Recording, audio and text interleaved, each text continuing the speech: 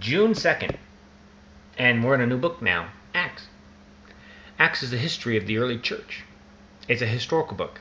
We've gotten through the Gospels, Matthew, Mark, Luke, and John, the four Gospels that are all telling the same most important message, the gospel of Jesus Christ. You had the three synoptic Gospels, Matthew, Mark, and Luke, and then you had the book of John, which was kind of a follow-up, taking it from a different angle. Well, now we're in Acts. We're into the history of the early church, and it begins with Jesus ascending to heaven, kind of the end of him, the beginning of the church. And he says, before he leaves, he says, hey, John baptized you with water, John the Baptist, but I'm going to baptize you with the Holy Spirit in just a few days. And we'll get to that probably tomorrow. But he says in Acts 1:8, when the Holy Spirit comes upon you, you will have power to be my witnesses here and locally and then further out and eventually to the ends of the earth.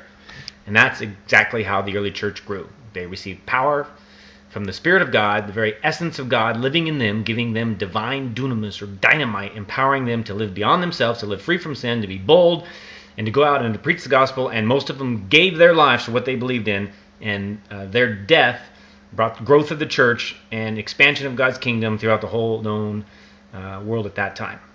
And that's what Jesus promised the Holy Spirit would do, empower them to live what they preached and to preach his name. So, question for you. Have you received? Are you filled with God's Holy Spirit? Do you have that divine dynamite transforming your life? Daily Truth for You with the Pastor at Yahoo.